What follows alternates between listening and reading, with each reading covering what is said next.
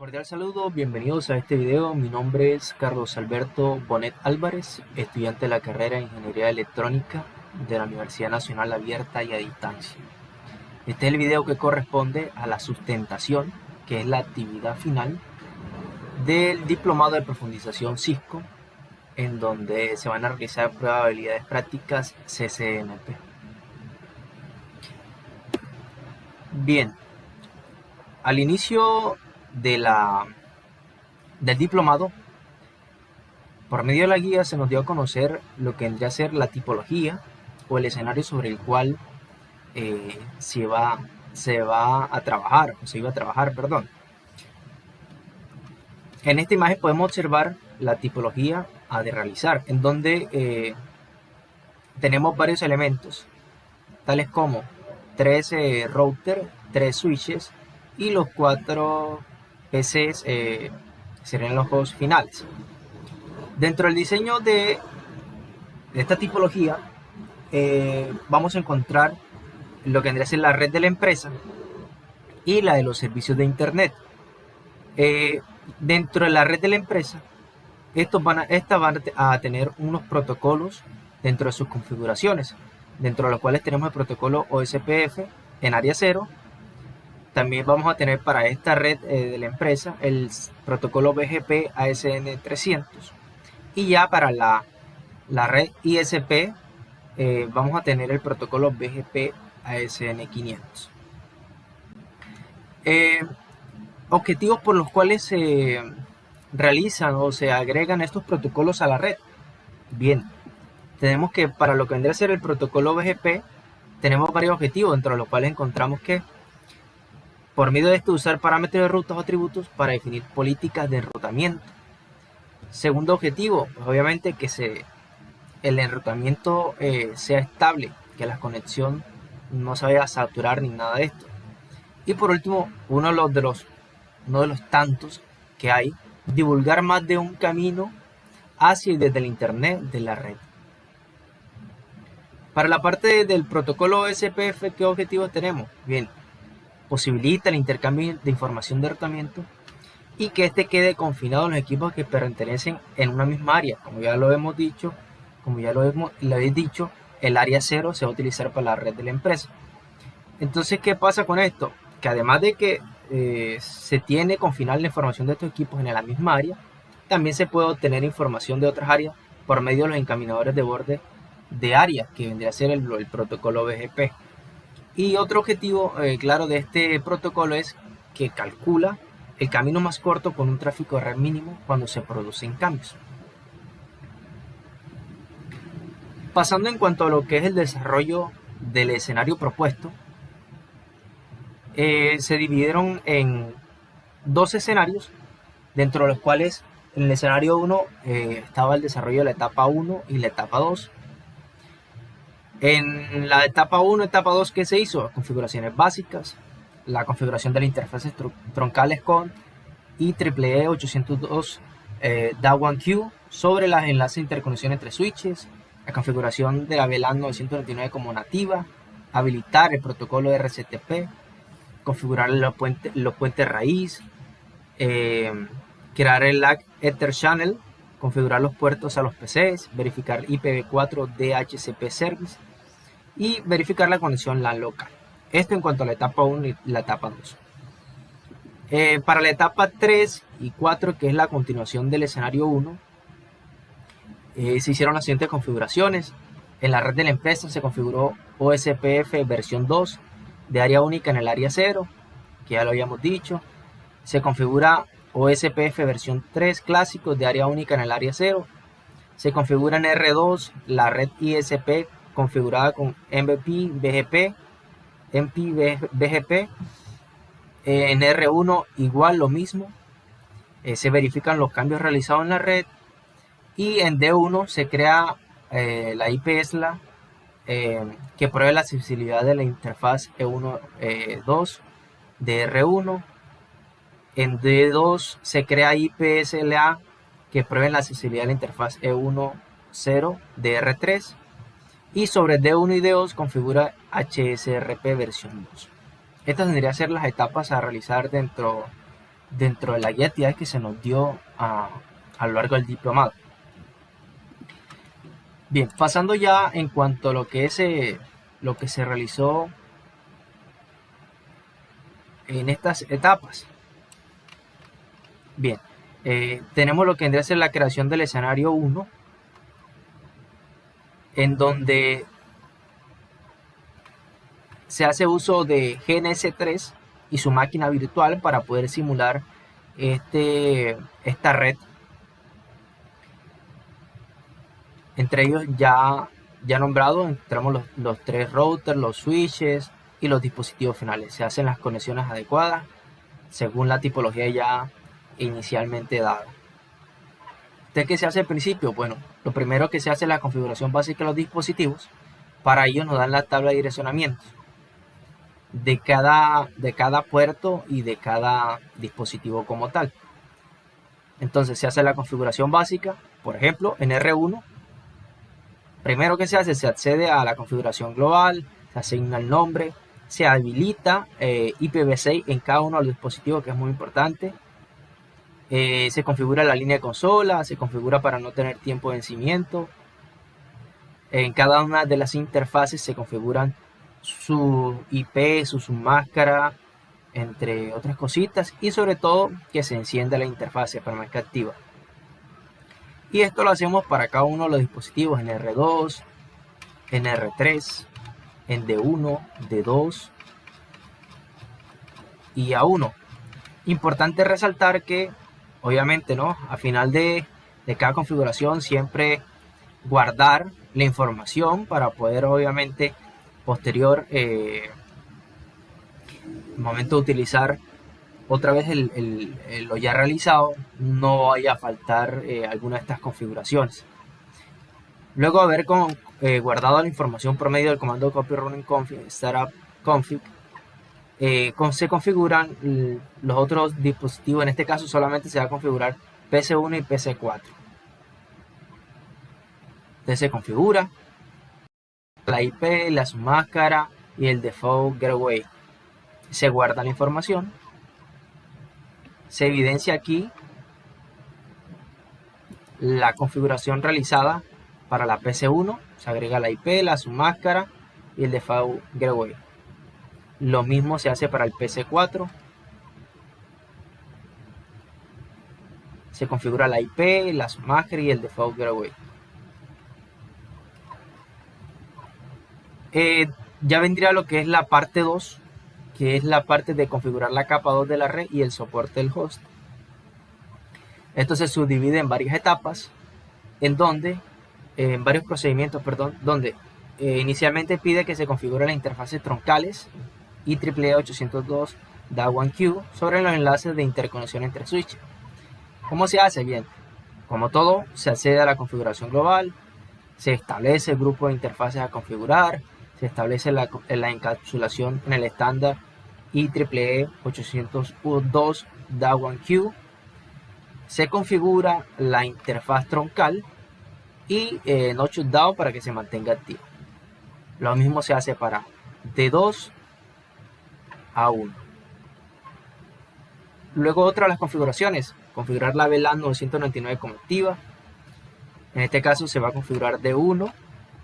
Entonces, ¿qué se hace? Se accede a la configuración global, se establece el rango al cual se va, el rango de la interfase que se van a configurar, se asigna VLAN 999 como nativa y salimos. Aquí se puede observar que se realizó la verificación del enlace troncal en D1 haciendo uso del comando showInTrunk, en donde podemos observar que ya tiene el IEEE 802 DA1Q, enlace troncal y la VLAN 999. Se puede observar también las troncales, las interfaces a utilizar.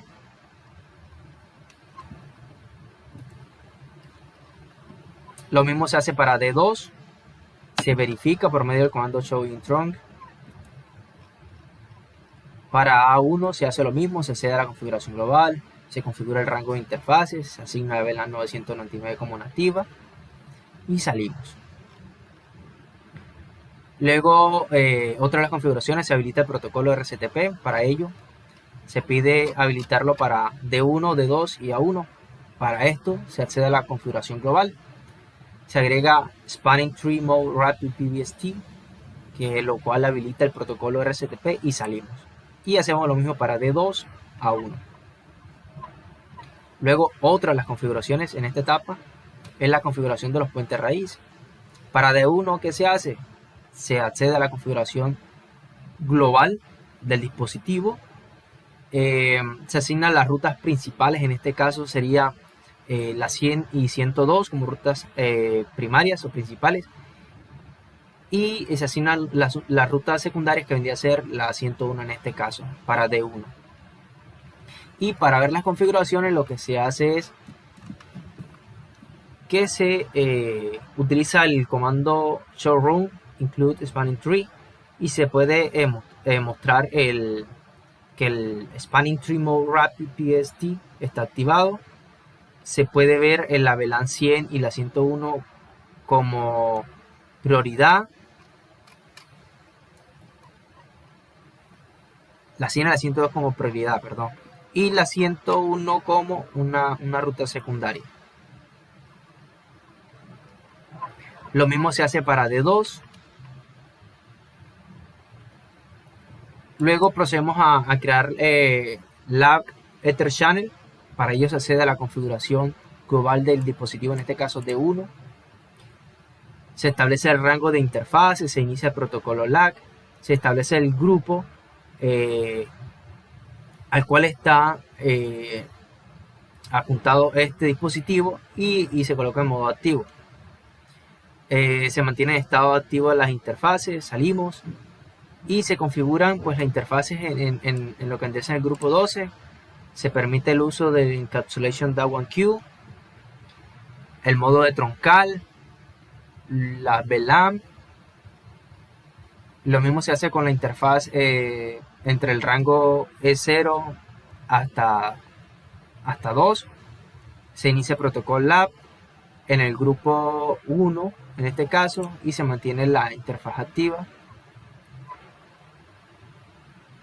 Lo mismo hacemos para el canal 1. Permitimos el uso de Encapsulation DA1Q. Entramos el modo de enlace troncal, la LATI VLAN 999, y salimos. Y aquí se puede verificar nuevamente por medio del comando show in trunk.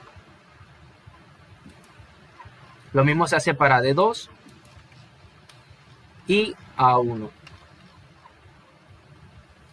Luego el último proceso que se hizo para esta parte, ¿sí? Para esta parte fue la configuración de los puertos de los PC.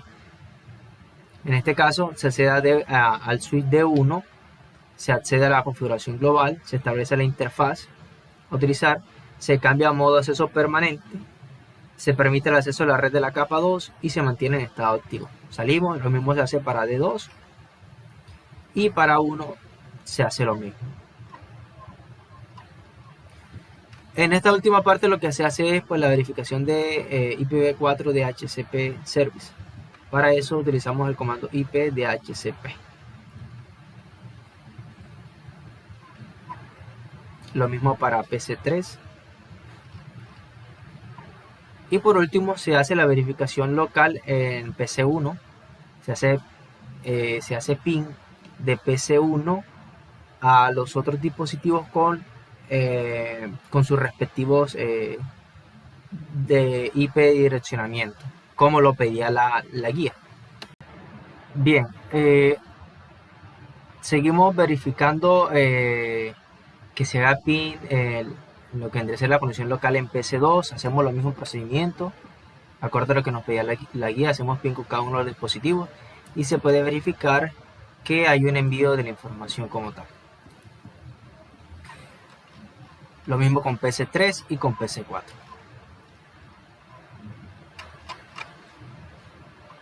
Bien, ya vendría lo que es la parte 3 y 4 de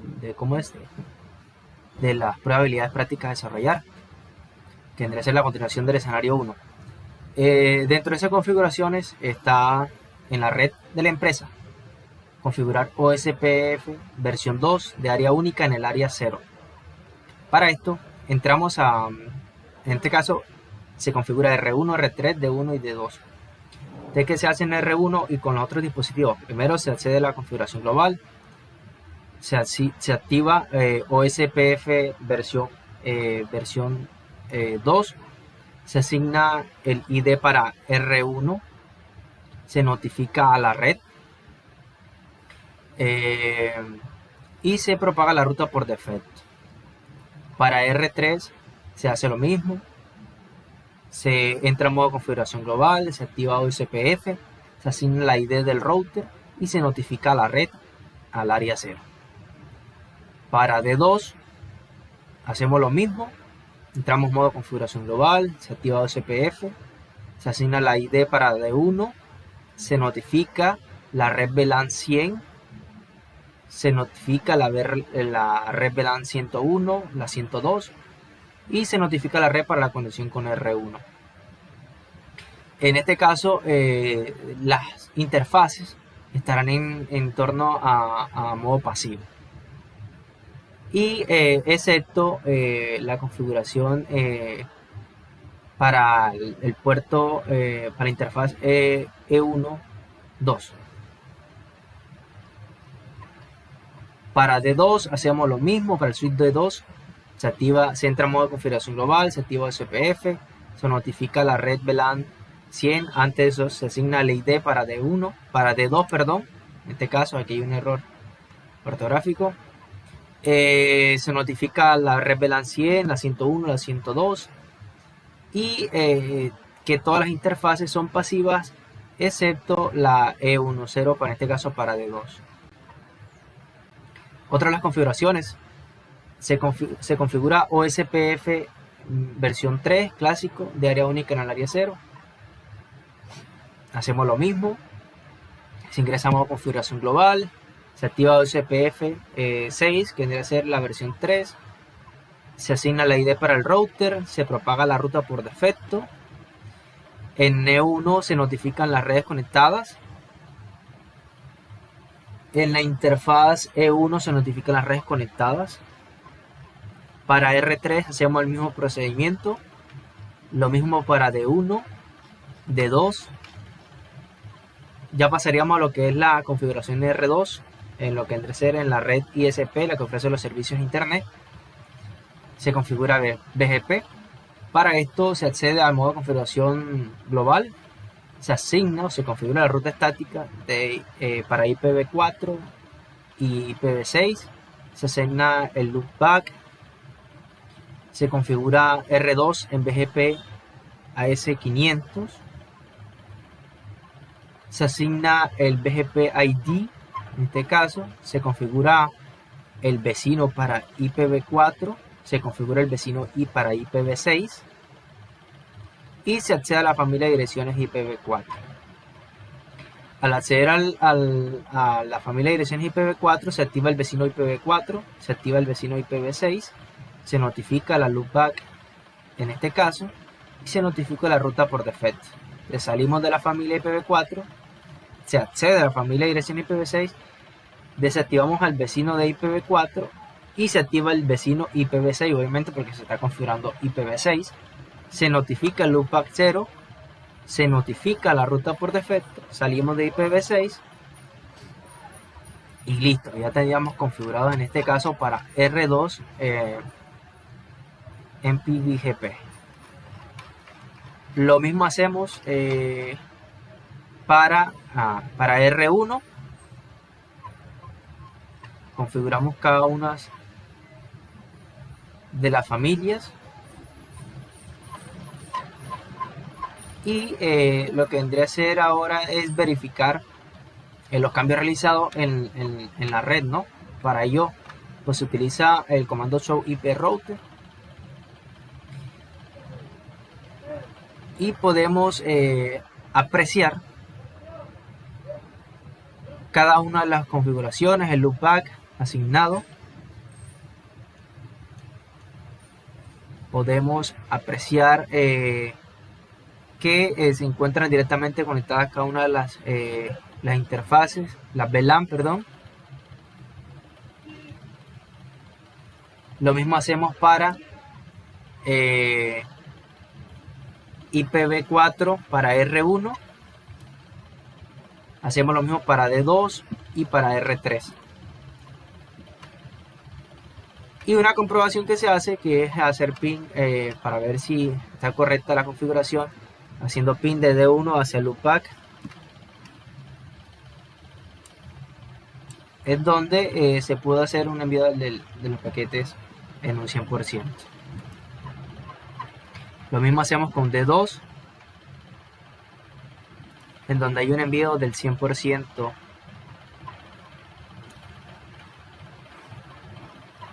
Ya pasaríamos a la configuración en la parte 4, que nos pide configurar en D1, crear la IPsla que pruebe la accesibilidad de la interfaz en la interfaz E12 de R1. Para esto accedemos al switch D1, entramos a modo configuración global, creamos la IPsla 4 para IPv4, se ajusta la frecuencia, luego creamos IPsla 4 para IPv6 y se ajusta la frecuencia a 5 segundos. Se propaga para es la 4 sin tiempo de término, inicia inmediatamente. Se crea el objeto para IPsla 4. Se ajusta el tiempo de notificación de bajo y alto, acorde a lo que nos pedía la guía. Y lo mismo se hace para el switch D2. Y para ver la configuración hecha, por ejemplo en este caso para D1,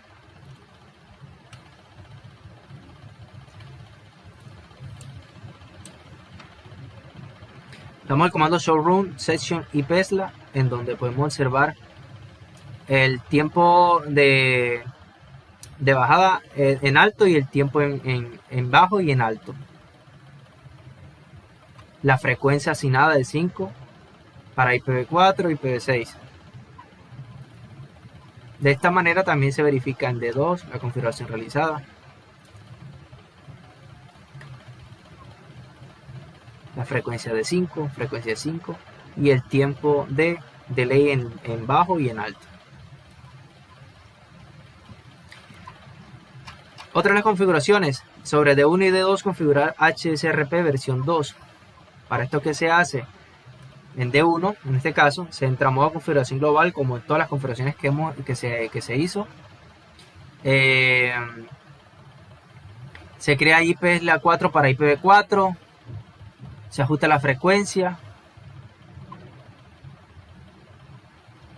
Es el mismo procedimiento en pocas palabras. Simplemente que acorde a las configuraciones pues que se pedían en la guía, también se prioriza, por ejemplo, que en Standby 104 se priorice 150. Se realiza un decremento de 60 usando track 4. Y se hace lo mismo para D2.